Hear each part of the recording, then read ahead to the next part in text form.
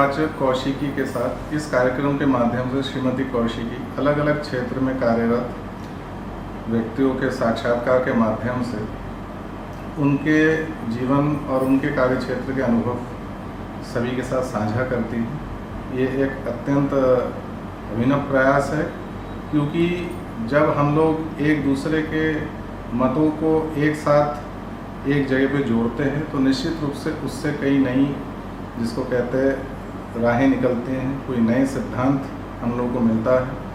और मैं आशा करता हूं कि श्रीमती कौशिकी के द्वारा इस प्रयास को सभी लोगों का जो है अच्छा सहयोग मिलेगा, सपोर्ट मिलेगी, और इस कार्यक्रम के माध्यम से आगे भी वो नए नए सोच, नए नए विचार अलग अलग व्यक्तियों के हम सबके सामने लाते रहेंगे। मैं कुछ और नहीं होता, क्योंकि मेरी ज़िंदगी में पुलिस वाला बनना ही that was my first preference, और मैं अपनी सर्विसेज में भी पुलिस को एसडीएम के ऊपर फर्स्ट प्रेफरेंस देके आया। अच्छा, तो वर्दी हमारी वो थी, यूनिफॉर्म वाज क्रेज, और आर्मी में कोई रुचि बहुत नहीं थी। परिवार में बड़े भाई भी आईपीएस अफसर थे, तो उनको देख कर फौरन हो जाता है परिवार में कि भाई परिवार में कुछ डेथ हो गई 93 में उनको वर्दी है। लेकिन एक था हमारे सामने आइडिया, तो वर्दी तो हमारी, तो हम कहीं और नहीं होते। अच्छा, आप किसी भी तरह से होते नहीं होते।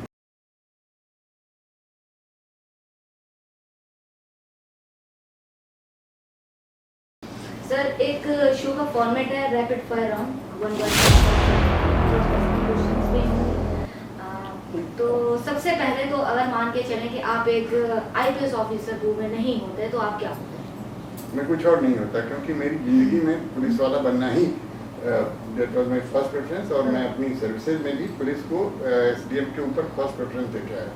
अच्छा, तो वर्दी हमारी वो थी, यूनिफॉर्म वाज क्रेज, और आर्मी में कोई रुचि बहुत नहीं थी। परिवार में बड़े भाई भी आईपीएस अफसर थे, तो उनको देख कर फौरन हो जाता है परिवार में कि भाई परिवार में कुछ डेथ हो गई 93 में उनको वर्दी है। लेकिन एक था हमारे सामने आइडिया, तो वर्दी तो हमारी, तो हम कहीं और नहीं होते। अच्छा, आप किसी भी तरह से होते नहीं होते। अच्छा, तो आपने जहाँ पे आपकी पोस्टिंग है, सबसे अच्छा अनुभव कहाँ का रहा है कि मुझे एक पर्टिकुलर प्लेस यहाँ से मेरा निकलने का दिल नहीं हुआ? मैं it was 89 to 94, 93 I was CO Paliya is in part of Lakhimpur. हाँ। और उस समय तराई का आतंकवाद, सिख आतंकवाद था, जो पंजाब वाला था, पीक पे था। वो 4 साल मेरी जिंदगी के सबसे चैलेंजिंग और सबसे चैलेंजिंग भी कहिए, सबसे हैपनिंग, बहुत सारी चीजें जिसको अनुभव भी और जिंदगी दांव पे। अच्छा, जिंदगी दांव पे मैंने वहाँ बब्बर खालसा के deputy chief, all India deputy chief को एनकाउंटर किया था, जिसमें मुझे गारंटी का मेडल मिला। तो वो 4 साल मेरी नौकरी थी। उन्होंने एक पहचान बना कि भाई ये एक ऑफिसर है, अदरवाइज 1000 डिप्टी एसपी में हम नहीं थे। बट वो मतलब सबसे चैलेंजिंग और सबसे, कहते हैं ना, आज भी याद आता है। जब 4 सालों को देखते हैं तो एक अलग ही तरह, एक अलग ज्ञान आता। और वही फिर रिपीट हुआ, मैं एसपी चंदौली हुआ, तो एग्जैक्टली वही तरह से आपका नक्सलियों का आंदोलन वो चल रहा था, तब मैं एसपी चंदौली बना। मेरी पोस्टिंग के ठीक पहले 18 पुलिस वालों को ब्लास्ट कर दिया था नक्सलियों ने, उसके बाद मेरी पोस्टिंग हुई। तो that the same challenge again repeated there, उसी तरह की जंगल झाड़ी या ऑपरेशन कॉम्बिंग, फलाना ठिकाना, फिर मजा आया। अच्छा, मान लीजिए आपके ऊपर एक डॉक्यूमेंट्री या बायोपिक एक फिल्म बनाई है, और आपसे कहा जाए कि कोई एक एक्टर जो आपके रोल को मतलब एक सटीक निभा पाए, मान के चलिए, तो आप कौन से एक्टर को ऐसा अपना किरदार निभाने को देंगे? वैसा तो कभी सोचा नहीं मैंने। सर, आज समझ लीजिए, मतलब ऐसे जितने आपने मूवीज आज तक देखी हुई हैं या जितने आप एक्टर्स को आपने देखा, मान के चलिए। बहुत ज़्यादा मेरी पिक्चर में इंटरेस्ट नहीं रहता, इसलिए मैं आजकल के हीरोज वगैरह को जानता भी बहुत। अच्छा, मान के चलिए उस दौर के हीरो में मान के चलिए तब उस समय धर्मेंद्र टाइप के लोग होते हैं जो पुलिस का काम कर सकते हैं। अब राजेश खन्ना थोड़ी पुलिस अफसर बनेंगे। बिल्कुल। सर, अच्छा, आप जब आप खाली समय में होते हैं तो आपको कौन सा ऐसा एक काम जिसमें सबसे ज्यादा इंटरेस्ट आता है? जब बुक्स पढ़ने का लोग होता है, मूवीज का होता है, उसका कभी टीवी देख लेता हूँ, कभी कुछ लिख पढ़ देता हूँ। फेसबुक पे मैंने कई मतलब वेजेर सर्विसेज में भी रहा हूँ और इसको आप सौभाग्य कहिए या दुर्भाग्य कहिए, 3 साल की करीब 2.5 साल नौकरी की है। मैंने अपने सामने 2 फांसियाँ कराई, आदमी लटका के खड़े। तो मैं कभी कभी उस एक्सपीरियंसेस को फेसबुक पर शेयर कर देता हूँ, फांसी कैसे होती है। कुछ लगता है ऐसे डर जाते होंगे।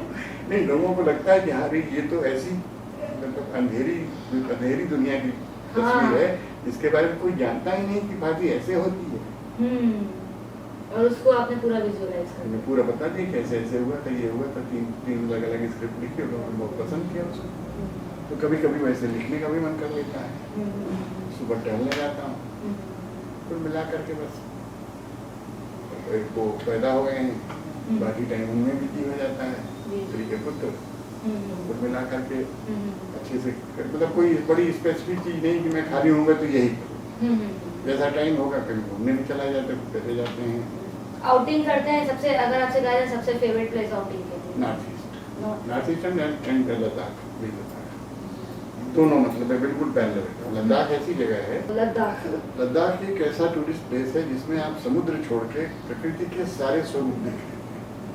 आप बर्फ भी देख लेते हैं, वहाँ नंगे पहाड़ भी आपको देखने को मिल जाएंगे, वहाँ घाटियाँ भी मिल जाएंगी, वहाँ बड़े बड़े रेतीले मैदान भी हैं जिसमें जाकर के आपको जुहू और चौपाटी जैसा आनंद मिलेगा। तो कुल मिलाकर के लद्दाख एक ऐसी जगह है जहाँ की आप खाली समुद्र वहाँ नहीं है, बाकी प्रकृति का हर स्वरूप, हरा भरा भी है, चट्टानी क्षेत्र भी है, कुल मिला के बाहर से बने चट्टानी क्षेत्र भी है, तो काफी अच्छा लगता है। और वही नॉर्थ ईस्ट में आप प्रकृति की बहुत सारी चीजें देखते हैं मतलब जीवन में। नॉर्थ ईस्ट में जाने के बाद पहली बार पता चला कि वो लताओं से पुल बना देते हैं, वो हैंगिंग ब्रिज बन जाता है और वो लोग उस पर चले भी है। तो मैंने देखिए कोई भी आदमी बाहर जाता है तो वो प्रकृति से नजदीकी के लिए हाँ। तो जहाँ प्रकृति के सबसे ज्यादा विविधता और प्रकृति का सबसे अच्छा वो मिले, आपको लुक मिले, वही आपका बेस्ट प्लेस होना चाहिए, जैसा मैं समझता हूँ। और उसी हिसाब से मेरा लद्दाख एंड नॉर्थ। और खाना क्या पसंद सबसे? खाना सब खाता सबसे ज्यादा क्या पसंद है? अगर आपके सामने साउथ इंडियन रखा हो, चाइनीज रखा हो, हालांकि आप लोग चाइनीज तो बिल्कुल नहीं, तो साउथ इंडियन नहीं, फिर तो अपना बढ़िया सब वही ब्राह्मण आदमी हो, पूरी सब्जी सबसे बढ़िया लगती है। पूरी सब्जी, कद्दू की सब्जी मिल जाए और बढ़िया पूरी मिल जाए और उसके साथ दही का कोई तेल रायता हो या कुछ भी हो। अच्छा सर, कमिश्नरेट सिस्टम आने के बाद अगर मैं आपसे पूछूं कि एक सबसे बड़ी चीज जो सबसे बड़ा परिवर्तन है तो वो क्या है? देखिए, कमिश्नरेट सिस्टम बनने के बाद 2 चीजें बहुत खास हुई। एक तो नंबर ऑफ फोर्सेस वो बढ़ गई। मैं एसएसपी लखनऊ था तो मेरे पास 2,500 सिपाही थे, आज 6,000 सिपाही है कमिश्नरेट, 3 गुना ज़्यादा है। तो अवेलेबिलिटी ऑफ फोर्स बहुत ज़्यादा हो गई है और सुपरविजन लेवल बढ़ गए। अब हम लोगों के ज़माने में जब नॉर्मल एसपी वाला सिस्टम होता था तो एक आईपीएस एक एसएसपी होता था और एक एएसपी होता था, 2 होते थे। आज तो 14 जने हैं, 14 आईपीएस ऑफिसर पोस्टेड हैं, उतनी फिर एडिशनल एसपी लेवल पे हैं, फिर सीओ तो खैर जितने तब थे उतने आप अभी हैं। तो सुपरवाइजरी लेवल हैवी हो गया और नीचे अवेलेबिलिटी ऑफ फोर्स काफी, कुछ अधिकार भी पुलिस के पास अतिरिक्त आ गए। कुल मिलाकर के जो सबसे बड़ी चीज एक आम नागरिक के हैसियत वो प्रेजेंस ऑफ पुलिस फील होने लगी। Commissionerate presence of police is being felt by public, this is important. Sir, हम अंत में चाहेंगे कि आप जो आपका एक्सपीरियंस रहा है और जो आने वाले जो आगे की जनरेशन के जो आईपीएस आने वाले जो आईपीएस होंगे उनके लिए आप एक मैसेज दें। देखिए, हम पब्लिक की सर्विस के लिए बने, हमें पब्लिक ओरिएंटेड, पब्लिक फ्रेंडली होना चाहिए।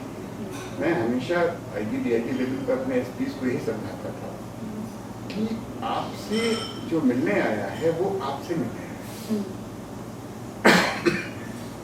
आपका पहरे पे खड़ा सिपाही, आपका पीओआरओ, आपका steno, he should not decide कि आप किससे मिलेंगे। आपको डिसाइड करना चाहिए कि आप किससे मिलेंगे, किससे नहीं। ये नहीं कि बाहर आप कोई आपसे मिलने आया और बाहर खड़े सिपाही ने बता दिया नहीं साहब आज किसी से नहीं, दिस इज रॉन्ग। आपका दरवाजा खुला होना चाहिए। आप 24 घंटे की सरकारी नौकर हैं, ये नहीं कि आप 5 बजे के बाद नहीं मिलेंगे, आप 8 बजे के बाद नहीं मिलेंगे। आपके पास जो आता है वो किसी उम्मीद से आता है। तो आप अगर उसकी समस्या का समाधान न भी कर पाए, लेकिन अगर आपने उसकी बात सुन ली तो आधी समस्या उसकी खत्म है। और पॉपुलर होना कोई बहुत बड़ी चीज नहीं होती। मैं किसी आदमी के माध्यम से बता देता हूँ। मान लीजिए आप अपने ऑफिस में बैठे हुए हैं, आप एसपी हैं, एक पीड़ित आदमी आपके पास आता है। एक आपका रिएक्शन ये होगा कि आपके बगल में कुछ की पार्टी बैठी है, आपका इंटरव्यू ले रही है या बात कर रही हैं, आपने उसकी एप्लीकेशन ली, हाँ ठीक है वो आपका कुछ बिगाड़ नहीं पाएगा। लेकिन बाहर जाकर के मन ही मन आपको 1000 गालियां देगा कि इसके पास मेरी बात सुनने का वक्त नहीं था। This is one reaction. Another one is कि भाई ठीक है, मित्र हैं, बैठे हैं, बात कर रहे हैं, बट वो आदमी है, मैंने एप्लीकेशन ली, एक निगाह डाली। तो आपका एक्सपीरियंस आपको बता देता है कि आपको किस लाइन को पकड़ना है। एक किसी लाइन को आपने उठा लिया, अच्छा ये जो बदमाशी कर रहा है तुम्हारा चाचा है, एक लाइन आपने पकड़ी, उसको लगेगा कि आपने पूरी डीपली आपकी बात फिर आपने उस पर कुछ लिखा, आपके पास बहुत सिस्टम है, आपके बगल में वायरलेस होता है। आप मैं 90% वायरलेस पे बात करता था, मोबाइल पे बात करता था, इस तरह का मैटर। क्यों? क्योंकि जब मैं वायरलेस कर रहा हूँ, कर तो मैं रहा हूँ एक सुन पूरा जिला रहा है। वो हर आदमी सोचेगा अरे यार ऐसी कोई बात पहुँच गई कप्तान साहब के पास तो मेरी तो क्लास लग जाएगी, तो भैया देख के रहो कोई ऐसी प्रॉब्लम ना है कि आदमी वहाँ तक पहुँचे। और उस आदमी को इतना कॉन्फिडेंस होगा कि आपने प्रोफेसर से खाली कहा हो भाई इनको मैं भेज रहा हूँ, इनकी बात सुन लेना, ऐसा ऐसा बता रहे हैं। आपका कोई बहुत समय नहीं लेगा, आधा मिनट। लेकिन वो आदमी जब बाहर जाएगा ना तो आपको कहेगा अरे भाई कप्तान साहब तो देवता है, एसओ साहब को बहुत डांटे, वायरलेस पर डांटे, और वो आपका लाउड स्पीकर बनेगा। इसी तरह एक आपको गाली जाता जाएगा और एक आपके गुणगान करता होगा। अब ये आपको तय करना है कि आप गाली सुनना चाहते हैं या गुणगान करवाना चाहते हैं। बहुत छोटी चीज। और अगर आपने वायरलेस कर दिया तो आप मान के चलिए 50% काम तो उसका हो गया। तो सर बहुत बहुत शुक्रिया हमसे बातचीत करने के लिए। आप देखते रहिए अतिथि उवाच कौशिकी के साथ।